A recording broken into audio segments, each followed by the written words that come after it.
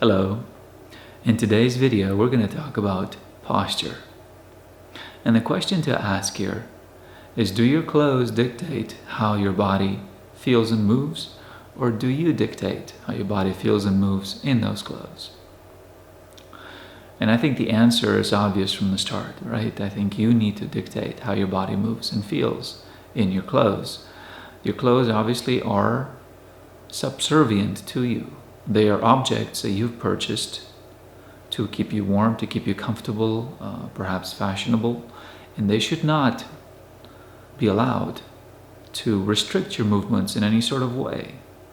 But what happens when we wear clothes, particularly more expensive clothes, like with men, it's a three-piece suit, for example, that we really like the one I'm wearing, is that we tend to sort of let it tell us how to move. And so we move in certain ways when we're wearing it. Perhaps we tend to appear stuck up to others when they're looking at us moving around like this. But in actuality, we're letting the clothes tell us how to move. We believe that we should be moving in certain ways when we wear those clothes. And to a certain extent, that is true and allowable. In other words, we shouldn't be moving like bums when we're wearing nice clothes. There should be a certain grace to our movements, a certain reining in of unnecessary gestures, right? But at the same time, what happens when you wear a suit is that the cut of it, or perhaps the way it feels on your body, tends to, over the course of the day, tends to make you perhaps hunch your shoulders over. So here, let me show you from the side. So normally this would be correct posture, right? You've got your chest out, not out too much because that looks silly, but just out enough for you to be breathing freely, and you've got your back straight, and you've got your shoulders pulled back, but not pulled back excessively. You see? Because you're not doing shrugs at the gym. So there should be a correct posture that you use all the time, not only when wearing a suit. But what happens is that your shoulders tend to hunch over a little bit, and your head tends to drop a little bit, and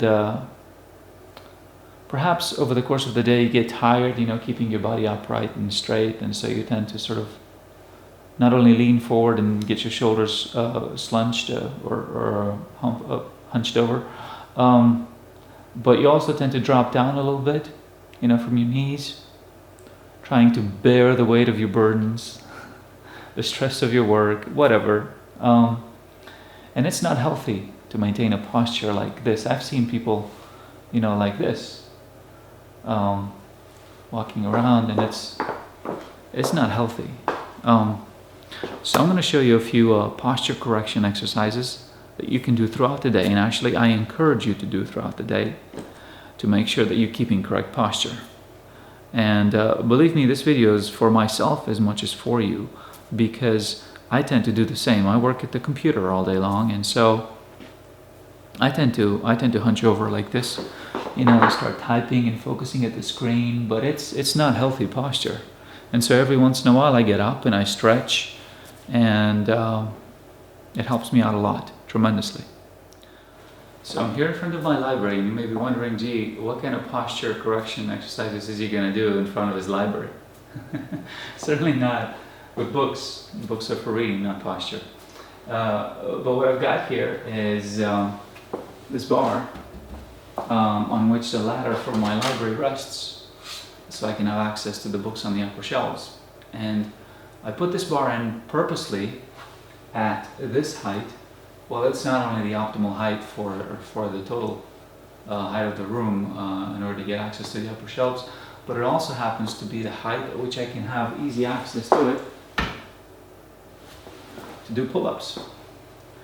And so you don't have to have a library to do this. There are pull-up bars that you can install in your home. You can purchase them and put them in the doorways, or you can just, if you have the means and are a little handy, you can just go out and get a pipe with some brackets and attach it to your wall somewhere in your garage, perhaps out in the yard. You can set a bar among the branches of your tree, and as long as it's evenly balanced, then you can use that as well. There are many ways to do this. But obviously, if you're wearing a three-piece suit like I am, you need to take off the coat first.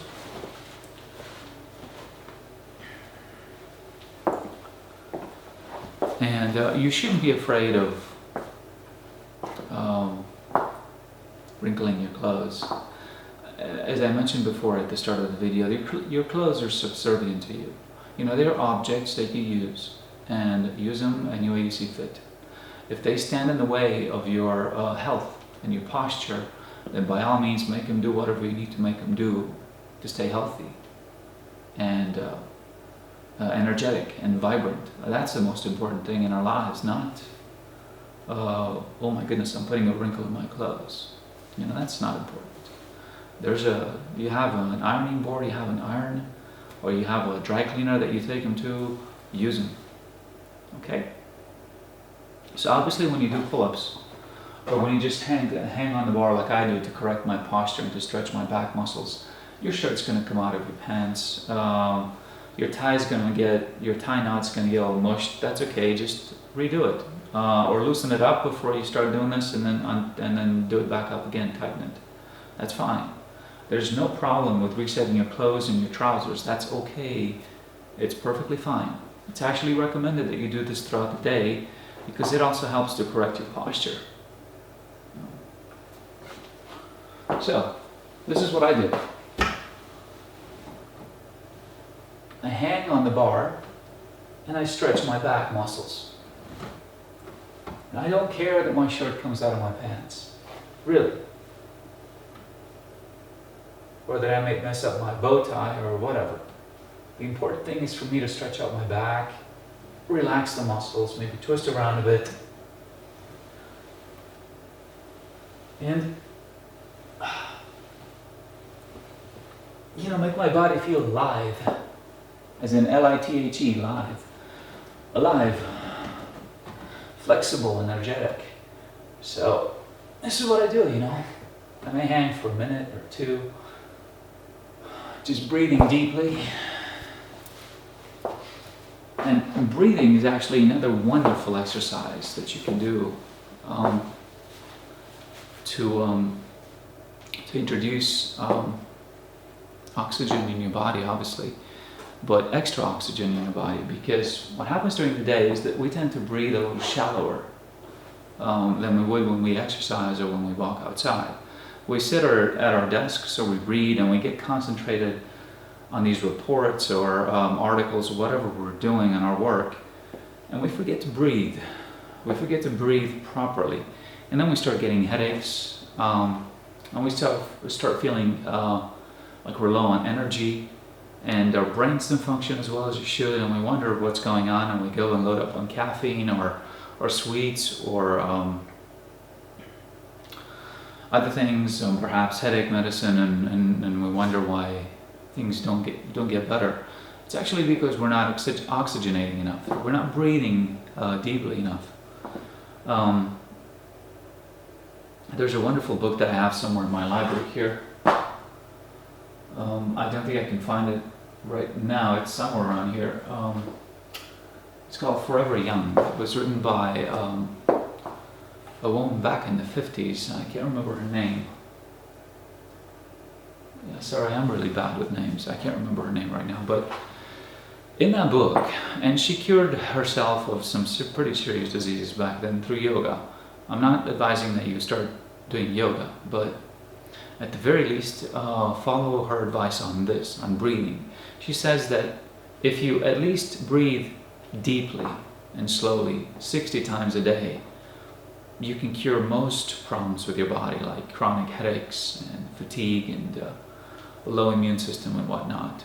Just make sure you have access to fresh air and go outside, maybe, or open a window and breathe deeply 60 times a day. I'm not saying you should do it all at once because you probably get lightheaded and woozy, maybe fall down, especially if you haven't done it in a while. But you should be doing it, maybe in breaks. Take 10 deep breaths now, go out for lunch again, take another 10, 20 deep breaths, and so on. And as long as you do it 60 times a day, you'll be fine. And I would even go so far as to say 30 times a day is plenty. Because even I forget to do it 60 times a day. Right. So, I've shown you the stretching on that bar. I've talked about breathing, which is really important, because when you breathe, what you do is that you push out your chest, you see, and it automatically corrects the posture. Another thing that you can do is to take walks. If you have a garden, just take walks through the garden and enjoy the wonderful weather. Even if it's raining, take an umbrella, or walk in the park, or take a walk on your street. And, walk outside and try to keep correct posture as you're walking, like I'm doing now, and breathe deeply, and you'll do wonders for yourself. Another old trick, and this is pretty old, but it works really well, is that you can simply lay against the wall like I'm doing now. You see, like this, making sure that your hips are touching and your upper back is touching the wall, and also your head is touching the wall. And as long as all three are touching, then you're keeping correct posture.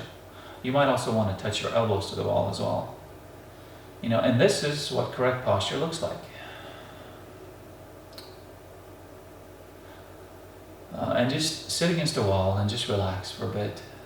Close your eyes if it helps you, and just breathe deeply. And once you do that, you'll be amazed how much better you'll feel. Now, there are more posture correction exercises out there. I'm sure there are more. But these are 3 that I wanted to talk to you about. So, I hope this has been helpful to you. And do remember to keep the right posture throughout the day. And it'll take a while for your body to get used to it, especially if you don't keep correct posture all the time. But as long as you keep reminding yourself of it, you'll feel better, you'll look better, and you'll live longer. True. See you next time.